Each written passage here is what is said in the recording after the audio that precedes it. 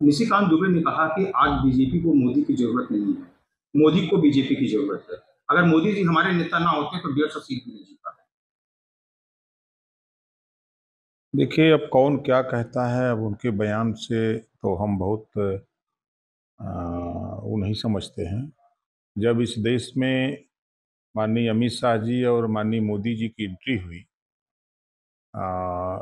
देश की राजनीति में, तो भारतीय जनता पार्टी जो उत्तर प्रदेश में 19 साल लगातार सत्ता से दूर रही और माननीय अमित शाह जी के प्रयास से और माननीय मोदी जी के प्रयास से उत्तर प्रदेश में सत्ता मिली और भारतीय जनता पार्टी के भी नेताओं ने सहयोग किया। सब लोग मिल करके इन दो नेताओं के नेतृत्व में जेपी नड्डा जी,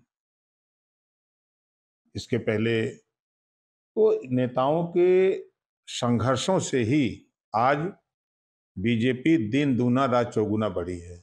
और ये कह देना कि मोदी जी और की आवश्यकता नहीं है, तो मोदी जी तो देश के प्रधानमंत्री हैं और पहली बार देश की सेना को मोदी जी ने छूट दिया कि जाओ, आतंकवाद को समाप्त करने के लिए आप अपने विवेक से काम करो। तो आज पाकिस्तान के 9 आतंकवादी ठिकानों पर आपने देखा कि सेना ने अ, हमला किया और आतंकवादी ठिकानों को नेस्तनाबूद किया। ये इतिहास है, देश की राजनीति में पहली बार ऐसा हुआ है। ओवैसी कह रहे थे कि अगर क्या कहते हैं, अगर उनको पहलगाम का बदला लेना ही था तो अब सिंदूर ऑपरेशन बंद नहीं करना चाहिए था। लगातार ही अभी तक जब तक 3 अपराधी पकड़े नहीं जाते या मांग नहीं होती तब तक।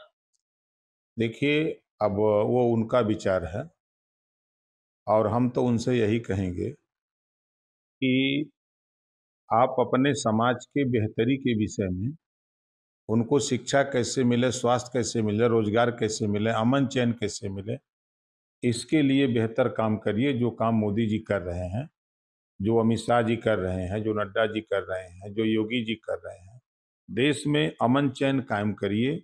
और कांग्रेस सपा बसपा को वोट देने का जो ठेका ले लिया है मुस्लिम लीडरों ने, ये भी तो ठेका ले लें कि कई बार 4 बार समाजवादी पार्टी को मुख्यमंत्री बनाया मुसलमानों ने, यादव को, तो एक बार कम से कम मुसलमान को बनाने के लिए जितने मुस्लिम लीडर हैं, सांसद विधायक हैं, ये सब लोग मिलकर के, ओवैसी जी, सब लोग क्यों नहीं कहते अखिलेश जी से, क्यों नहीं कहते राहुल जी सोनिया जी से, क्यों नहीं कहते मायावती जी से कि भाई इस बार, एक बार 27 में हम लोगों को भी मौका दीजिए। तो ये इस पे विचार करना चाहिए।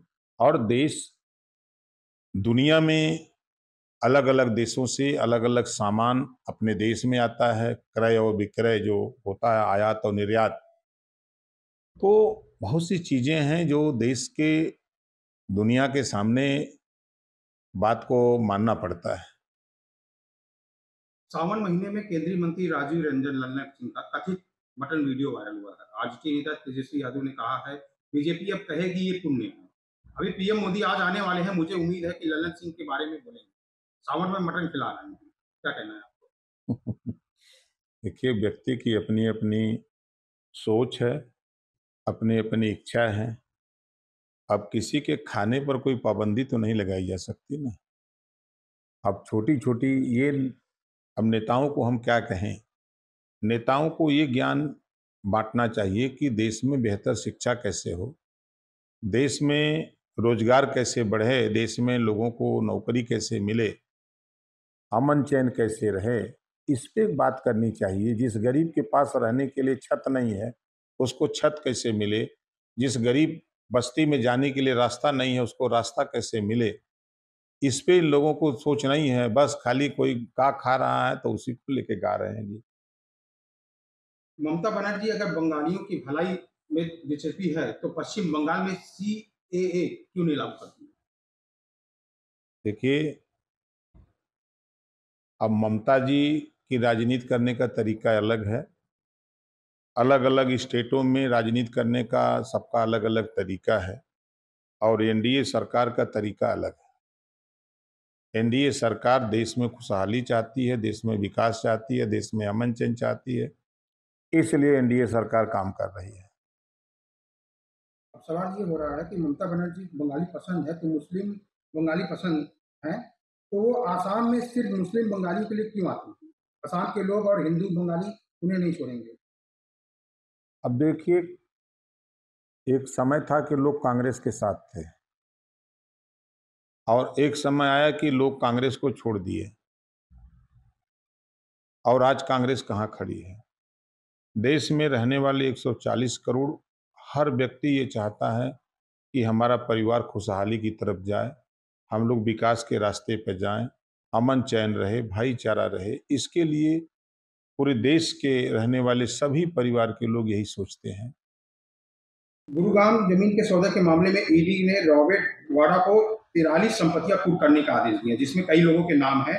वाड्रा प्रियंका गांधी के पति हैं और इसमें कई फर्म के भी नाम हैं। इसके बारे में देखिए, हम लोगों के पूर्वांचल में कहावत है कि जस करनी उस भोग विधाता, नरक जात काहे पछताता। तो अगर इस तरह का काम किया है लोगों ने, तो आज ईडी के संज्ञान में बात आई है, तो ईडी ने जो कार्रवाई करने की बात कही है, तो निश्चित है कि कानून का राज है। तो 10 लोगों के खिलाफ आरोप पत्र दाखिल किए। निश्चित है कि जब ये बात संज्ञान में ईडी को आई है, तो ईडी ने आरोप पत्र दाखिल किया है। अब न्यायालय उसको आदेश दे, आदेश के बाद तो कार्रवाई होगी। पटना में जो अस्पताल में 5 लोग बंदूक लेके पहुंचे हैं, गैंगस्टर चंदन मिश्रा को मारे हैं, इसमें आपका कहना है? देखिए, पहले बिहार जंगल राज था और उसी जंगल राज से उपजे हुए ये शरारती तत्व हैं जो राइफल बंदूक लेकर के आज भी गुंडागर्दी करते हैं। जब से नीतीश जी आए, नीतीश जी ने बड़ी कोशिश की, बड़ा प्रयास किया और बड़े पैमाने पर अंकुश लगाने का काम किया है। और आज बिहार में अच्छी सड़कें बनी, बिहार में अब निर्भीक होकर के लोग घर बना रहे हैं। कल तक घर बनाने में लोग डरते थे, उनके यहाँ रंगदारी टैक्स वसूलने वाले लोग पहुंच जाते थे। तो बहुत सी चीजें हैं और इस घटना की हम निंदा करते हैं। ऐसे लोगों के खिलाफ सख्त से सख्त कार्रवाई सरकार करेगी, मुझे ऐसा भरोसा है। जीतन राम मांझी कह रहे हैं कि अस्पताल मरीजों के लिए भारी रकम लेते हैं, इनकी सुरक्षा का निवेश करती हैं। ये सरकार के लिए जिम्मेदार नहीं ठहराया जा सकता है, ये निजी गैंगवार है।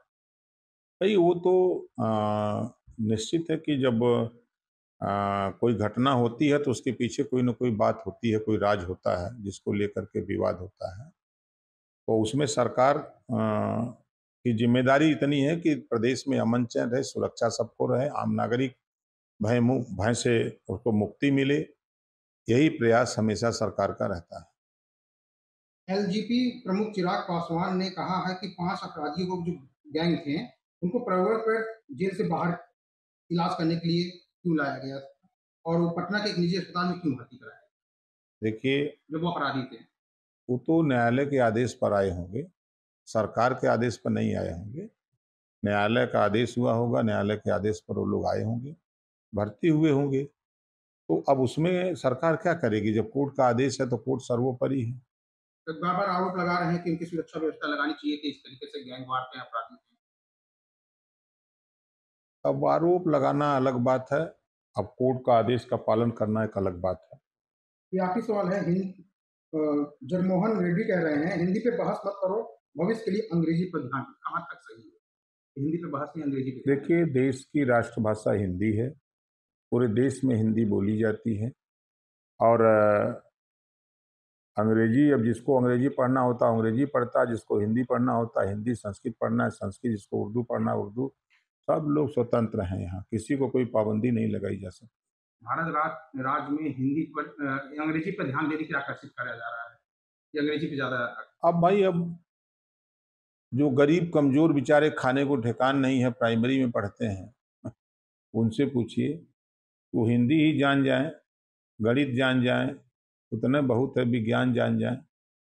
और उन पे ध्यान देने की ज़रूरत है। जो गरीब कमज़ोर बच्चे हैं, जो शिक्षा से दूर हैं, उनको आगे लाने का प्रयास हो, ये हमेशा प्रयास होना चाहिए।